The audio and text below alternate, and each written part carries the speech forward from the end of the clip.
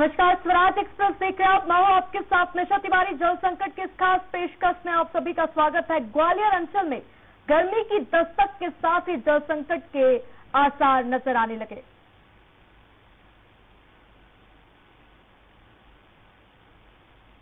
जल ही जीवन है, जल के बिना सुनहरे कल की कल्पना नहीं की जा सकती।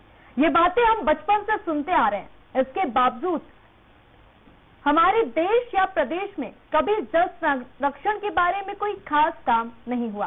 भारत में दुनिया की आबादी का 18% हिस्सा है, जबकि देश के पास सिर्फ 4% जल संसाधन है।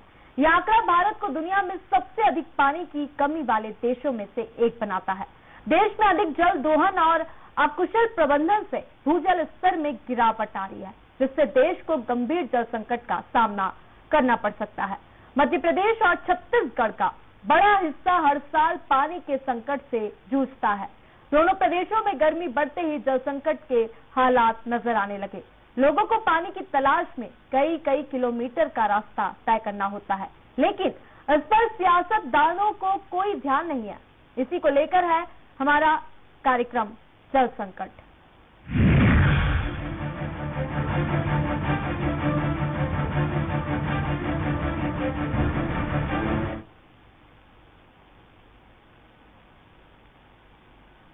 ग्वालियर अंचल में कभी गर्मी की दस्तक के साथ ही जल संकट के आसार नजर आने लगते हैं।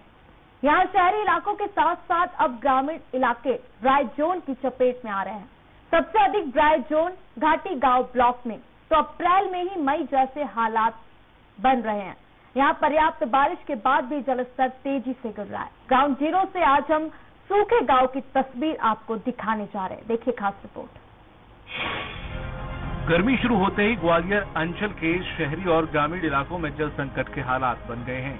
हालांकि ये पहली बार नहीं है। यहाँ हर 3 साल में लोगों को पानी के लिए जूझना पड़ता है, लेकिन इस बार ग्रामीण इलाके सबसे ज्यादा प्रभावित हैं।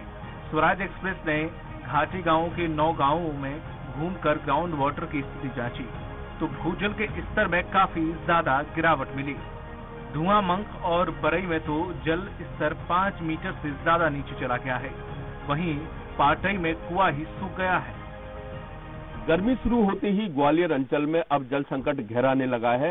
ये बरई गांव का सबसे पुराना कुआं है। इसका जल स्तर बेहद कम होता जा रहा है। लोगों का कहना है कि लगातार आधा फुट जल स्तर कम होता जाता है और पानी की समस्या काफी बढ़ रही है। यहाँ पर जो गांव के लोग मौजूद हैं वो भी परेशान है पानी को लेकर, क्योंकि बहुत कम पानी इनको मिल पाता है। हमारे साथ बुजुर्ग अम्मा है, उनसे भी हम बात करेंगे।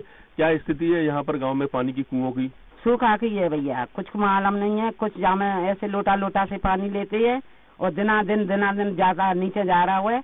पानी पीने के लिए नहीं मिल रहा। 5 दिन में नल आती है। वो मतलब कुएं में पहले आपने देखा होगा, जब आप यहाँ गांव में आई होंगी तब कुएं से खूब पानी मिलता था। खूब पानी मिलता था। अभी नहीं है, अब बिल्कुल कम नहीं है। सब कुओं की क्या स्थिति है? सबकी ऐसी है, सबकी ऐसी है। देखो एक आध कुआ होगा जो नहीं, सब कुगन की ऐसी सबकी हालत खराब है। हालत खराब है। तो अभी आप भी यहाँ रहते हैं तो कुओं की क्या स्थिति है इस इलाके में? कुओं की बड़ी गहरी संवेदना है। 2 से 4 फुट पानी कुएं में अभी प्रेजेंट टाइम में आपको मिलेगा। इसके अलावा कुछ जैसे समय आगे बढ़ता जाएगा इसमें 1 फुट पानी मिलेगा किसी भी कुएं में। गांव से नजदीक जो कुएं हैं उनमें, और गांव से बाहर जाएंगे तो आपको बिल्कुल भी पानी पीने की नहीं मिलेगा। तो बिल्कुल देखिए, ये गांव में जो लोग हैं वो भी परेशान हैं, और जो बुजुर्ग हैं वो भी कहते हैं कि यहाँ पहले काफी पानी हुआ करता था। इस बरई में पहले बहुत पानी हुआ करता था, तमाम कुएं यहाँ पर फुल रहते थे। अभी क्या स्थिति है? अभी एकदम पानी तो खूब अच्छा था, पर उसके बाद जो है एकदम पानी चला गया। जल स्तर बहुत कम हो गया। अब क्या तालाब तो पानी की व्यवस्था गड़बड़ है। तल वगैरह तो खूब आते हैं। कुएं पूरे चले गए? हाँ, पूरे कुएं चले गए। तालाब में भी खाली हो गया। तालाब भी खाली हो गया। तो अभी जैसे कि जो आप देख सकते हैं कि ये कुएं की हालत है, और साथ में एक हैंडपंप लगाया है जिसके अवशेष बचे हुए हैं।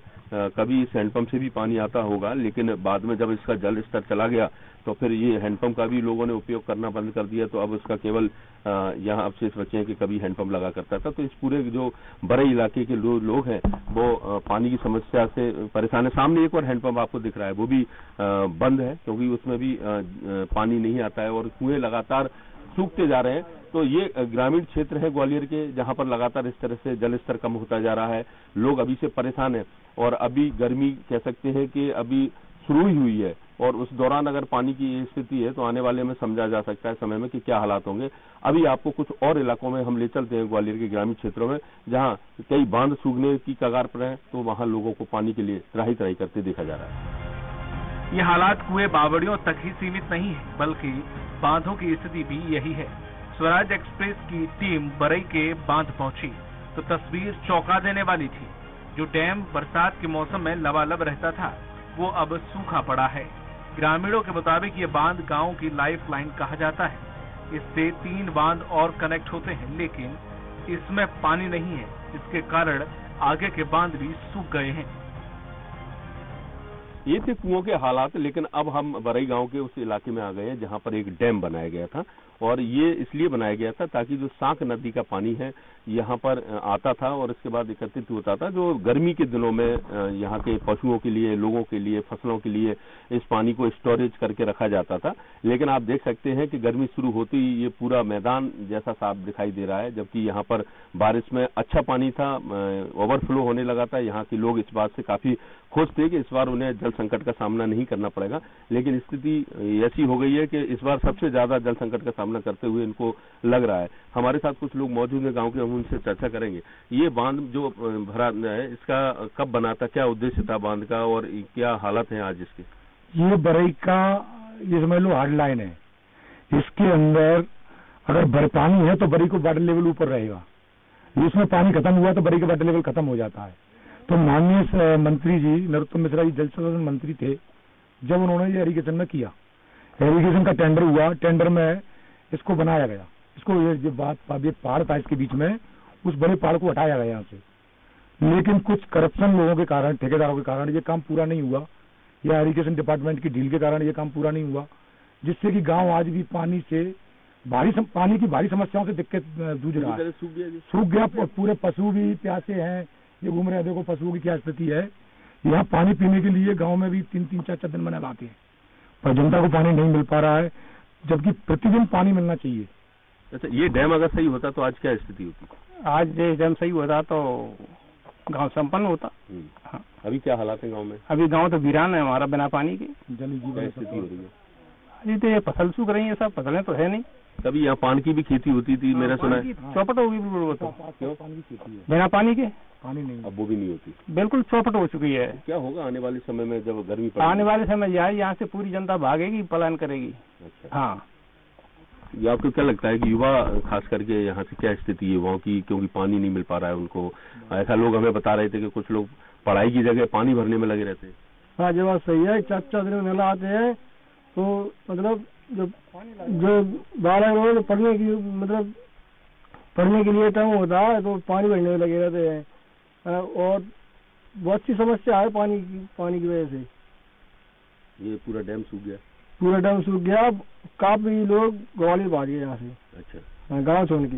बिल्कुल, देखिए कि जिस तरीके से जो हालात इन ग्रामीण क्षेत्रों में, खास करके ग्वालियर के इस समय बरई हम गांव में हैं, जहां पर न कुओं में पानी बचा है, न ही डैम में पानी बचा है, और डैम भी का कंठ जब पूरी तरह से सूख गया है तो लोगों के प्यास क्या बुझाएगा? यहाँ के क्या जानवर, क्या इंसान, क्या पशु, क्या पक्षी, सभी पानी को लेकर बेहद परेशान हैं। और अभी आपने सुना कि किस तरह से लोग कहते हैं कि अगर पानी नहीं मिला और आने वाले समय में हालात ये होंगे कि यहाँ से लोग पलायन करने लग जाएंगे। आगे भी आपको दिखाते हैं अन्य क्षेत्रों की क्या स्थिति है।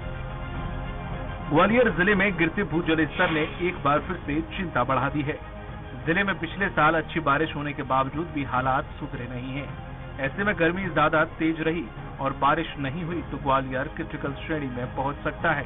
ऐसे में जिले की कलेक्टर रुचिका चौहान ने अलग अलग विभागों की बैठक बुलाकर गिरते जल स्तर को रोकने पर मंथन शुरू कर दिया है। तो घाटी गांव और भितरवात ये प्रमुख से हैं, और इसके बाद में मुरार और हमारे बाकी पूरे शहरी क्षेत्रों को यदि हम मिला करके देखें तो लगभग पूरे जिले में हमने अपने लिए इस बारिश के सीजन के पहले 300 यानी 300 तालाबों के गहरीकरण और उनके रखरखाव, निर्माण, डीसिल्टिंग इत्यादि का प्लान लिया है। इसमें विभागीय रूप से ग्रामीण क्षेत्र में देखें तो NREGS का सहयोग रहेगा, साथ ही हम जन सहयोग के माध्यम से भी इनको मोबिलाइज करेंगे। अब जान लेते हैं कि ग्वालियर जिले में पानी की स्थिति कैसी है। बीते 2 महीनों में ग्रामीण इलाकों में भूजल स्तर में आई गिरावट। घाटी गांव के 9 गांव सबसे ज्यादा प्रभावित। धुआं में 8 मीटर तो बरई गांव में 5 मीटर। शहरी क्षेत्र घोसीपुरा शीतला लिंक रोड में भी गिरा भूजल स्तर। संभागीय भूजल सर्वेक्षण इकाई की रिपोर्ट बताती है कि ग्वालियर शहर में वाटर बॉडी रिचार्ज के प्रयास नहीं किए गए हैं और न ही रेन वाटर हार्वेस्टिंग को लेकर योजना बनाई गई है, जिससे ग्वालियर सेमी क्रिटिकल जोन में है।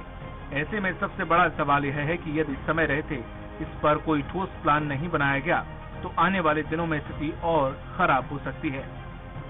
ग्वालियर जिले के इन ग्रामीण क्षेत्रों को देखकर ये अंदाजा लगाया जा सकता है कि आने वाले दिनों में जब और भीषण गर्मी पड़ेगी तब पानी के लिए हाहाकार मच सकता है। यही हाल शहरी क्षेत्रों में है, जहां वाटर सप्लाई नहीं हो रही, वहां लोग अभी भी पानी के लिए लाइनें लगाने लगे हैं। ऐसे में सवाल खड़ा ये होता है कि आखिर पहले से पानी की व्यवस्था क्यों नहीं की गई। ग्वालियर से विनोद शर्मा, स्वराज एक्सप्रेस के लिए।